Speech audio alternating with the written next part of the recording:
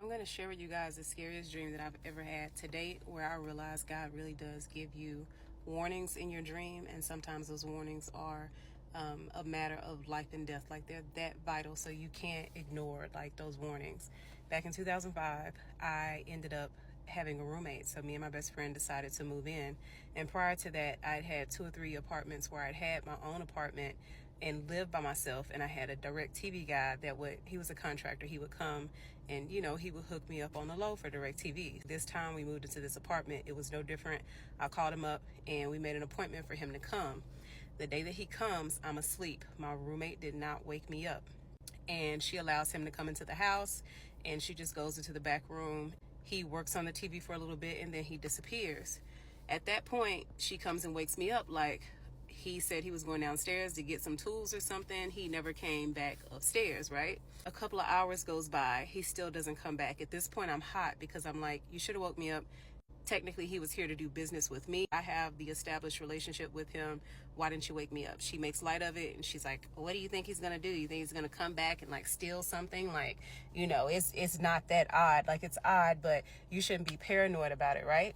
That night I go to sleep and I have a dream. I have a dream that there is a man that enters into my room and he comes through my window. He walks silently around my bed, and I'm laying on my back and I can see him, but I pretend to keep my eyes closed. And as he's walking around my bed, he's peeking over me, like gazing to see if I'm asleep. So he starts on my right-hand side, closest to the window. Then he walks down to the end of my bed, stands there and stares, and then he comes around to the front, the left-hand side of my bed. So he basically makes one big U around my bed. And then all of a sudden, he leaves out of my doorway, and the door slams, and I hear this demonic laugh. I immediately wake up out of my sleep, and the only thing that alerted me to the fact that it was a dream was the fact that my bedroom door was open when I woke up. This dream scares me so bad. I call my grandma in the middle of the night. It's like 3 o'clock in the morning. I'm like, I had this dream, X, Y, and Z happened. And then she already knew about the incident that happened with my roommate, because I had gotten so mad at her, I actually stopped talking to her after the incident because she just wasn't taking me seriously, and I felt something was off about this situation and him not returning. My grandmother tells me, baby, God gave you your warning. He's showing you that man is going to return. At that time, I was in my early 20s, so I'm like, this man has come to my house a couple of times. Like, nothing has ever happened. I don't see him as a threat. I don't think it's that. My grandma was like, baby, God has warned you that man is coming back. The very next day, because when my grandmother would say things, I would listen to them even if they didn't make sense. The very next day, I go to my apartment complex, and they had detached garages. So I'm like, I think I need a detached garage. So I signed up for one, but I initially didn't park in it for like a couple of days. But I'm like, just in case, I just want to be safe so I can have somewhere to park if I feel like somebody's watching me or doing something strange. So he comes on a Saturday, right, to do our direct TV. He leaves. He never comes back in. He never comes back upstairs. We're on the 2nd floor. Then he never answers his phone after that, which was unusual because he would always answer the phone for me. That following Thursday, guess who comes climbing through our window on our 2nd floor apartment at 5:30 in the morning? He does. Just so happened, my roommate had woken up. It was right before she was supposed to get up for her shift, and she walks into the kitchen to go and grab, I guess, a snack or something out of the refrigerator. And as she crosses into the living room, she sees him in the middle of climbing through our window. She immediately remembers the conversation that I had had with her. So she knows off the rip, it's him. She says to him, what are you doing here?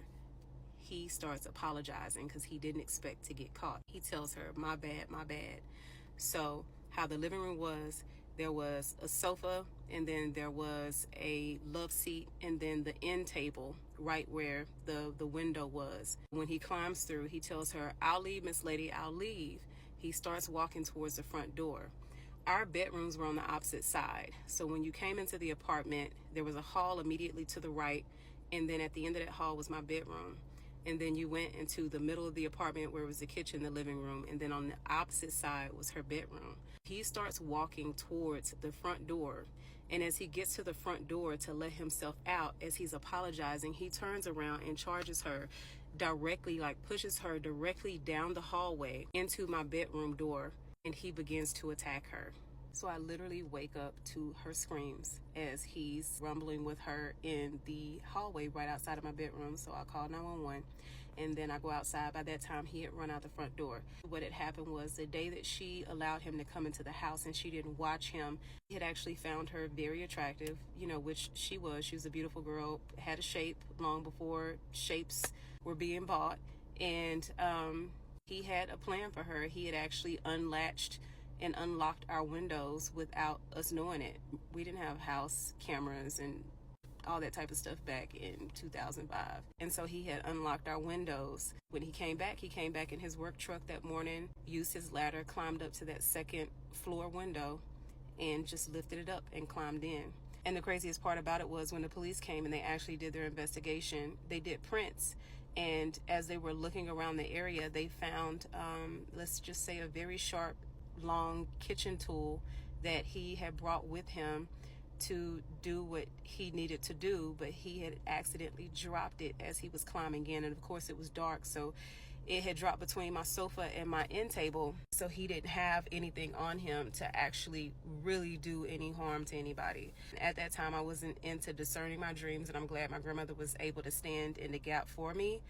But that was the point in my life where I really started paying attention to any messages that God was potentially trying to give me in my dreams. And it was like, okay, I need to learn how to discern this stuff for myself. And even if I don't understand the dream now, let me pay attention to events that kind of happen around the time of that dream and things that kind of happen shortly after, so I can start kind of calibrating when I get this dream.